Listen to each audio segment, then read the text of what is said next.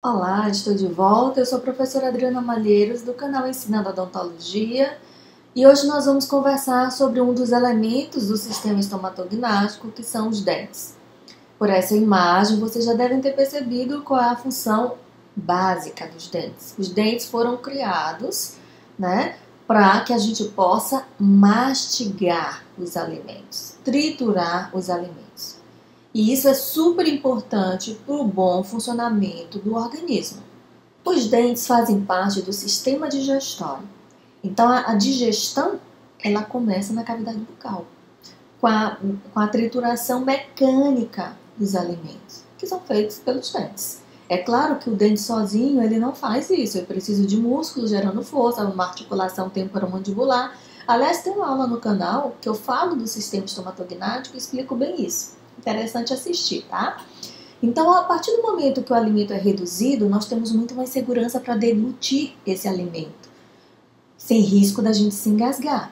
E aí esse alimento chega então ao estômago já bastante processado, e aí vai haver uma redução ainda maior dele, mas aí uma digestão química através do ácido gástrico presente no estômago, que vai reduzir mais esse alimento para que ele chegue ao intestino delgado, onde ele vai ser reabsorvido os nutrientes que vão ser aproveitados, e o que vai ser eliminado então vai para o intestino grosso e a gente elimina através das fezes. Mas além dessa função que é primordial, porque, por exemplo, um desdentado total não tem como triturar.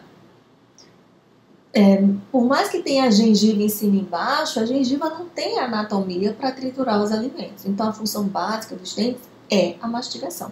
Mas eles também são importantes numa fonação e na deglutição. Por exemplo, falem o fonema T. Vocês vão observar que a ponta da língua bate na palatina dos incisivos centrais superiores. Então, se eu não tenho esses dentes, ou se eu tenho esses dentes mal posicionados, esse fonema está comprometido. Se eu falar F, o lábio inferior sobe e toca na borda dos incisivos. Então, se esses dentes não estiverem adequados, também vai interferir nesse fonema. Na verdade, a nossa boca é uma caixa acústica da qual os dentes fazem parte. E quando eles são perdidos, ou seja parcialmente ou totalmente, é claro que a fonética é comprometida. Mas eles não são essenciais para a fonética. Por quê? Porque sem eles a gente não consegue falar. Só que a gente fala de uma forma que não vai ficar clara, não vai ficar audível de forma adequada para todas as pessoas. Uma outra função importante dos dentes é na deglutição. Então, se você deglute saliva, você vai perceber que seus dentes, os posteriores, eles entram em contato. Para quê? Para que essa mandíbula fique estável durante a deglutição e a gente não tenha o risco de se engasgar, certo? Então, a gente nem percebe isso, Mas a gente deglute quantas vezes ao dia? Muitas vezes. A gente só percebe que a gente deglute quando a gente está com a garganta muito inflamada, e aí a deglutição da saliva incomoda, dói, e a gente fica acumulando aquela saliva na boca para evitar aquela dor. Aí que a gente percebe que a gente faz a deglutição. Então, quando a gente perde os dentes, principalmente os posteriores, essa deglutição ela é comprometida. Mas a gente não fica sem deglutir, porque o nosso organismo ele está todo o tempo tentando se corrigir de alguma forma. Então, ele vai encontrar uma forma de fazer a deglutição de maneira adaptada. Geralmente é a língua que é posicionada para estabilizar a mandíbula e a gente deglutir sem o risco de engasgar, tá? Então é o que a gente chama de uma deglutição atípica ou visceral. Por que visceral? Porque quando a criança está no ventre da mãe, ela não tem dentes. Então, mas ela deglute o líquido amniótico. E para fazer essa deglutição, ela interpõe o que ela tem. O que ela tem? A língua, Então, por isso que também é chamado de uma deglutição visceral, tá bem? Então, os dentes são importantes, essenciais na mastigação, mas eles também são importantes para uma boa fonação e para uma boa deglutição. Então, vamos entender bem como funcionam os dentes, para que a gente possa trabalhar com mais segurança em nosso paciente, ok? Primeira coisa que a gente precisa saber é que os dentes eles não estão presos de forma direta ao osso. Eles se ligam à estrutura óssea, ao alvéolo, via ligamento periodontal. E esses ligamentos funcionam como amortecedores das forças que incidem sobre o dente. Então, eu estou dizendo a vocês que existe um sistema de amortecimento das forças, o chamado sistema hidráulico de sustentação. Como que isso funciona? Vejam nessa imagem aqui, eu tenho o dente sem receber cargas. Então, os ligamentos, principalmente esses oblíquos, eles estão nessa forma espiralada. Quando vem uma força sobre o dente vai intruir. Por receber essa força, ele intrui dentro desse alvéolo. E ao intruir, aquele ligamento que era espiralado, ele vai ficar um pouquinho menos espiralado, né? Porque o dente está deslocando. E ao fazer esse deslocamento dentro do alvéolo, vão existir pontos de reabsorção óssea, porque o dente vai entrar em contato ali fazendo uma pressão. Ah, mas reabsorver o osso. Sem problema. A hora que a força cessar, o ligamento que estava mais estirado, ele vai voltar a espiralar. O dente vai ser impulsionado de volta à posição. E aquela área que sofreu reabsorção vai ter um estímulo e vai ter uma neoformação óssea. Isso é fisiológico. Então esse é o sistema hidráulico de sustentação do dente. Por isso é tão importante não só a manutenção do dente, como dos tecidos circundantes, para poder manter em funcionamento adequado o sistema hidráulico de sustentação do dente. Tudo bem? Como eu falei antes, não importa ter um ou outro dente funcionando bem. Eu preciso, para cumprir a função essencial dos dentes, que é a mastigação, ter um conjunto de dentes e que eles se relacionem de forma adequada. Então, a gente observa que dentro da nossa cavidade bucal existem dentes com formatos bem diferenciados. Os incisivos, eles vão incisionar, cortar. Os caninos são dentes mais fortes, dos anteriores é o mais forte, é o que tem melhor proporção coroa-raiz, o que já me diz que é um dente capaz de receber carga. Ele tem uma forma de lança e ele rasga os alimentos, o que era muito importante na época dos nossos antepassados, que não existia talher, nada disso, os dentes aqui faziam tudo, né? E depois dos caninos nós temos os premolares, que apresentam uma superfície a mais, a superfície oclusal, o que já nos diz que a trituração começa aí. Então a trituração inicia nos premolares, mas ela vai ser mais efetiva nos molares, dentes com superfície oclusal maior, os molares têm mais de uma raiz, o que esplinta melhor eles dentro da estrutura óssea, e o que já nos diz, né, por essa anatomia, que são estruturas capazes de receber uma carga maior. Então, a trituração mais efetiva, mais eficiente, ela vai ocorrer nos dentes que têm anatomia adequada para isso, que seriam os molares. Que é uma outra informação que confirma isso, a musculatura, os músculos mastigatórios, inclusive tem uma aula no canal falando também sobre esses músculos. O masseter, por exemplo, que é o mais potente músculo, né, dos mastigatórios, ele está justamente nessa área dos molares. Por quê? Porque aí é que eu vou ter realmente a mastigação mais efetiva. Então, por isso é que aqui a gente está dizendo que a forma determina a função e a função também determina a forma. Nós somos onívoros, que bom, porque a gente pode triturar, a gente pode devorar variados alimentos. Se eu perguntar qual o mais forte, a tendência é a gente responder o molar. Mas a resposta certa é depende. Depende de quê? Depende de como esse dente está se relacionando ao tecido de suporte dele, ao osso e ao tecido gengival. Porque esse é o tecido de sustentação do dente. Não adianta eu ter um dente anatomicamente bem se periodontalmente ele está comprometido. Vamos entender melhor isso. Vamos analisar essa imagem. Eu tenho 2 premolares. Tecido de sustentação, ó, periodonto de sustentação, osso está lá em cima, ligamento ok. Agora analise essa outra imagem. São os mesmos pré-molares. Mas agora eu tenho um tecido de sustentação comprometido. Houve perda óssea e, claro, os ligamentos foram comprometidos, o sistema hidráulico de sustentação. Então não adianta eu ter uma anatomia preservada se eu tenho um comprometimento da parte periodontal. É preciso o conjunto disso, certo? Então é super importante ao fazer exame clínico do paciente que você tenha atenção aos detalhes. Se você observa uma recessão gengival com exposição de raiz, é claro que você já sabe, independente de radiografia, que há uma perda ali, tanto óssea quanto da parte tecidual. E isso precisa ser devidamente controlado para que não se estenda e entender a causa disso. Vamos começar então agora a entender como os dentes funcionam dentro de um conjunto, como eles se relacionam. Então a gente observa nessa imagem que o arco superior ele domina sobre o inferior. Domina em que sentido? Ele recobre parte do arco inferior. Isso porque normalmente a maxila ela tem proporções maiores. Tá? E por isso é que os dentes superiores eles estão um pouquinho mais vestibularizados, já os inferiores são mais lingualizados e por isso o superior trespassa o dente inferior. Além disso, eu tenho que os dentes, eles idealmente existe um espaço destinado a eles. E esses dentes eles têm que se relacionar bem, não só com o seu antagonista, como os seus vizinhos.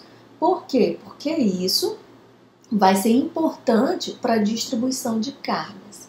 Mas a gente já vai falar mais sobre isso. Eu vou explicar o trespasse utilizando esse esqueminha dos anteriores que eu fiz aqui. Porque é mais fácil você enxergar esse trespasse nos anteriores do que nos posteriores devido às dimensões, o comprimento da coroa dos dentes.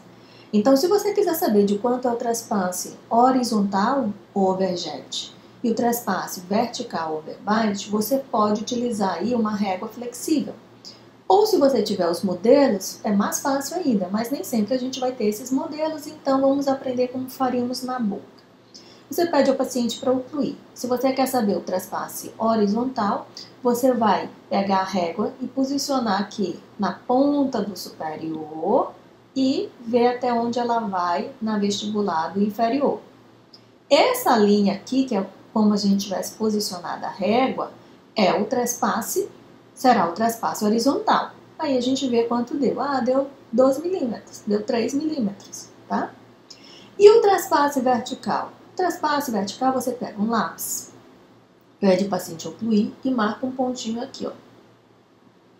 Certo? Aí o paciente abre a boca e aí você pega a régua e posiciona ela da ponta do incisivo inferior até o pontinho que você marcou. Então essa é a área, né, que está sendo coberta pelo superior. Logo é quanto ele trespassa verticalmente. Tudo bem? Simples assim. Outra coisa importante da gente saber é que apesar da gente falar o plano oclusal, os dentes não estão no plano. Isso só acontece na fase infantil, porque a anatomia ainda está sendo toda moldada. O adulto, os dentes apresentam na área posterior uma curvatura, que é côncava no inferior e convexa no superior. Um pesquisador chamado Wilson, ele foi o primeiro a observar isso. Então ele observou que numa visão frontal, ao traçar uma linha imaginária passando da ponta da cúspide vestibular para a ponta da cúspide lingual e essa linha seguindo para o outro hemiarco, formava uma linha aconcavada. Porque os dentes posicionados no arco, os inferiores apresentam uma leve lingualização. Lembra que o superior até trespassa os inferiores? E a cúspide vestibular, ela vai estar um pouco mais alta e a lingual mais baixa. Então, isso facilita fazer a curvatura. A gente analisa a curva considerando aqui, ó, esse ponto, essa área bem aqui. Então, eu olho a curva entre os arcos. Então, seguindo a visão aqui, ó, eu vejo que ela é côncava. Nos superiores, é o contrário. Eu tenho uma cúspide vestibular que, de acordo com o posicionamento dos dentes superiores, ela está um pouquinho mais acima e a palatina um pouco mais abaixo. E ao traçar essa linha imaginária, então, passando de um hemiarco ao outro, eu vou novamente ver uma curva sendo formada. Só que olhando aqui, ó, pelo lado de dentro, né, que é como a gente sempre olha, eu vou ter uma curva convexa. E isso é bom, porque os dentes eles têm que se encaixar. E é muito mais fácil encaixar algo côncavo em algo convexo do que em duas estruturas convexas. Então, esse relacionamento é melhor. Por isso é que o inferior é côncavo e o superior convexo. Isso permite melhor encaixe. O Speer observou que lateralmente, numa visão lateral, os dentes também não estavam num plano, dentro de um grupo de adultos. Eles apresentam curvaturas. E no inferior, se eu traçar uma linha imaginária passando pela ponta do canino, dos prés e dos molares, essa linha ela é curva, côncava, na verdade. E no superior, ela é convexa. Então, isso é importante conhecer essas curvaturas, porque quando a gente reabilita um paciente, a gente tem que tentar reconstruir da melhor forma essas curvas para facilitar a funcionalidade, certo? E para diagnóstico, quando a gente examina o paciente, a gente tem que observar se existe essa curvatura, né? Se está tudo dentro de um padrão normal. Não digo ideal, porque isso não existe, uma oclusão ideal, perfeita, isso não vai existir, mas que seja funcional. Numa próxima aula eu vou falar bem sobre isso. Oclusão ideal, oclusão normal, oclusão funcional. Então, a perda de um único elemento dental pode levar a um colapso na nossa cavidade bucal, né? Na área dos dentes. Por que isso? Porque o organismo ele tenta sempre estar corrigindo falhas, só que nem sempre isso acontece da melhor forma possível. Então, a perda de um dente, ele pode fazer com que os vizinhos, ó, eles inclinem em direção ao espaço, tentando fechar o espaço criado. O dente de cima, se ele não encontra mais o seu antagonista, ele vai descendo, vai extruindo, tentando encontrar esse antagonista. A presença de cáries, e aqui a gente mostra cáries interproximais, provoca a perda de estrutura. Se a perda de estrutura vai criar um espaço, e o organismo vai tentar fazer o quê? Espaço. Esse espaço não existia, vou fechar. Aí o dente inclina para tentar dar um contato, né? Então, a gente precisa estar muito atento, perder um dente, repor o mais rápido possível, explicar isso para o nosso paciente, o porquê que deve ser reposto, para que ele entenda. Aí ele vai ver que vale o investimento, que ele tem que realmente repor. Porque às vezes o paciente perde um dente e diz assim, não está me fazendo falta, eu consigo mastigar, mas isso vai criar um colapso, um problema maior, e que seria facilmente resolvido se o dente perdido fosse reposto de imediato, tá bem? Outra coisa importante é que os dentes, sim, eles têm que ter um ponto de contato. Idealmente, isso deve existir. Por quê? Porque esse contato entre os dentes favorece a distribuição de força entre os dentes. O que é que eu quero dizer com isso? Quando a gente mastiga nos dentes lá de trás, onde a força é maior, como eu tenho um dente tocando no outro, essa força vem sendo dissipada ao longo de todo o arco.